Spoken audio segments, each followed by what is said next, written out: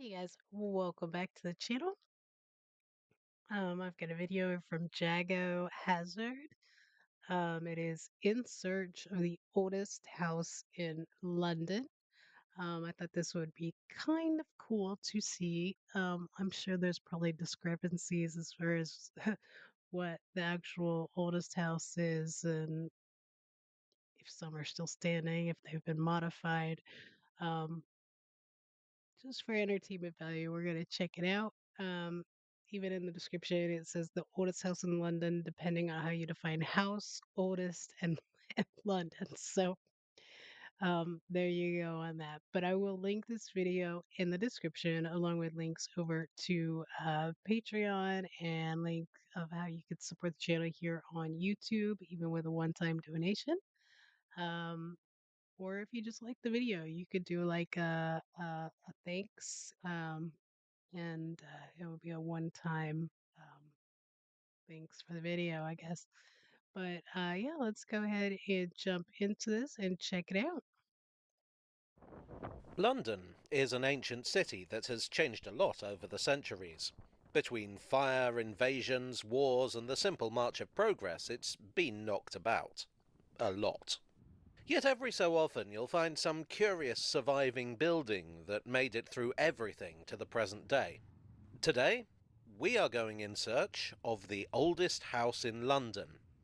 Now, I'm not going to count things like palaces and castles because, to be honest, I don't find them as interesting as There. small private residences. Our first house Ooh, look is at those numbers doors. 41 to 40. Those doors are incredible. Look at the iron on them. These windows. Oh my God. The archway. I love it. I love it. 42 Cloth Fair, just off Smithfield. This is one of the oldest parts of the city, so it's not entirely surprising that we should find some very old buildings here. Smithfield is a very bloody place indeed. It was the site of many executions, and we find memorials to such martyrs as Wat Tyler and William Wallace nearby. It was also a site of slaughter of animals, which is why there is a meat market there today. There have been Oh. plans to move this out for a while, but I actually really like the fact that there's this 1,000-year line of history here, and I will be very sad when it finally moves out. Also, there's cheap wholesale meat if you're willing to get up early in the morning. What was I talking about? 41 to 42 Cloth Fair. This is believed to have been built between 1597 and 1614 as a merchant's house, hence the fact that it's quite grand by the standards of 17th century houses. It was part of a development known as Launders Square. By the 1700s it was being used as a shop, first by a draper, then in the 19th century by a tobacconist. It's had a few lucky escapes. It managed to avoid the Great Fire by being shielded by the walls of the Priory of St. Bartholomew. In 1929, the Corporation of the City of London wanted to knock it down, considering it to be a safety hazard. It was saved when architects John Seeley and Paul Paget bought it, restored it, and turned it into an architect's office. During the Second World War, this area was heavily bombed. Most of the neighbouring Aldersgate was levelled. But this little house was missed. In 1995 it was further restored, and in 2000 it won a City Heritage Award. And it's once again a house. Number 41 has had many illustrious visitors over the years, including William Blake, John Wesley, Winston Churchill, the Queen Mother, and General Montgomery. Apparently Wow. Sir John Betjeman visited a number of times, which is not entirely surprising given his well-known interest in historic buildings, and the fact that he lived basically next door. Literally just around the corner is the gatehouse of St. Bartholomew the Great. This church I'm gonna slide back just a second. Yeah, this is amazing. This is like Tudor style, right? Look at that huge archway. It looks like a cross. Maybe well, they said something about a church. That is amazing. This church turns 900 in 2023, having been founded as an Augustinian priory. Apparently St. Bartholomew's was founded by one Raeford, who may have been a herald, a courtier, a monk, a minstrel, or even a jester in the court of King Henry I. He had a vision that a winged beast appeared to him and told him to found a church in Smithfield. He had difficulty getting this built as the land was royal property, but the king granted it when Raeford explained his divine vision, which is one way around the planning Oh, regulations. The church has been rebuilt over the centuries, as you might expect. The priory stunning. included a hospital, which of course survives to this day, but now as part of the NHS. But the gatehouse is what we're here for. In 1536, St. Bart's fell victim to the dissolution of the monasteries under Henry VIII, and many of the buildings were destroyed. Oh, Henry VIII, why couldn't you be more like Henry I? The church and its lands were bought out thereafter by a gentleman named Richard Rich, 1st Baron Rich, who presumably had a fair bit of money. In 1595, a gentleman named William Scudamore bought the remains of the southern doorway and built a house on top of it. Legend has it that Queen Mary I dined here while the Protestant martyrs were burned, which would have been pretty impressive given that she'd been dead for 37 years when the house was built. The gatehouse, like the houses on Clothfair, was saved from the Great Fire by the priory walls. In the 18th century, the Tudor detailing was hidden by a brickwork facade, which meant that its age and significance were missed by most people. In 1917, the old structure was accidentally revealed when a Zeppelin bombed the area and partially demolished the facade. In 1932, the house was restored to Wow. The history of this is amazing. Silver lining.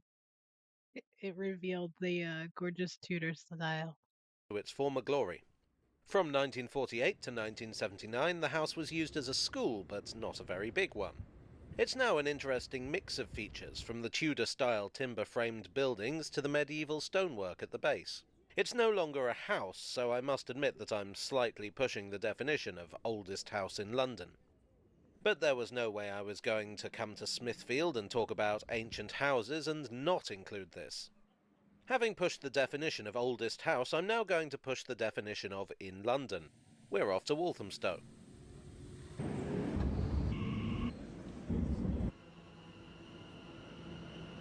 For most of its existence, Walthamstow had been a separate town from the city. But the 19th and 20th centuries brought a lot of development to the area, and in 1965 it formally became part of Greater London. In other words, when the house we're going to look at was built, Walthamstow was not London, but now it is. This is Okay. the ancient house, believed to have been built in 1435, making it over 160 years older than our previous contenders. It's amazing. Um back where we had lived previously, it was around Winston-Salem, North Carolina, and there's actually an area in Winston-Salem that I think it's part of a university or something. Um but they have a lot of old, not this old, but old Tudor style homes and little shops. And you can actually go on little tours. And we went down there one day, just kind of walked around and got something to eat in a little bakery. Um, but just, it's so cool. It's just so cool to me. I love architecture stuff and history, as you guys know. So I'm I'm boring, I guess, but it's like right up my alley. I could do that all day long. As compared to the other two, relatively little is known about the house's history. It was built as a hall house, where everything comes off a central hall. Naturally, it was rebuilt in various ways over the years, and mostly it just seems to have sat there. Just, being a house. Although at some point it was a bicycle shop. It was only in the 1930s that its significance was realised. By this time, the original structure was hidden behind weatherboarding. In 1934, it was restored and rebuilt to as close to the original as possible. Many of the features you see today are actually replicas, but it is still a private residence. So I think provisos Wow. about London aside, we have here the oldest house in London. Well, I hope you enjoyed this video. If you did, please I do hit the did. like button and consider subscribing for more. There are a lot of buildings I could have mentioned but didn't. There are a couple of other contenders in Greater London that beat out the city buildings. And there are some other interesting survivors of the Great Fire that aren't houses. I guess what I'm saying is, let me know in the comments if you'd like more on really old buildings in London that survive. I'd like to thank my donors on Ko-fi and Patreon and here on YouTube for your generous support. You are the protective facade to my Tudor structure.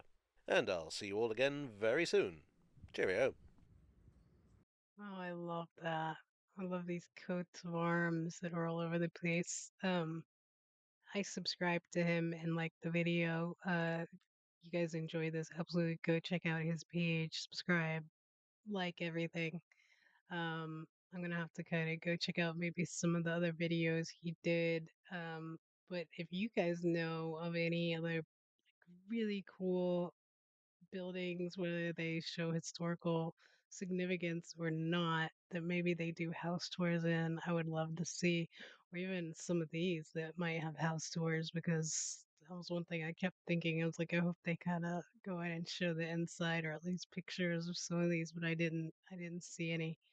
But yeah, I really enjoyed that. I hope you guys did too. If you did, hit the like button, hit subscribe, share, hype, all that jazz. And yeah, have an awesome day. Thanks so much for watching with me, guys.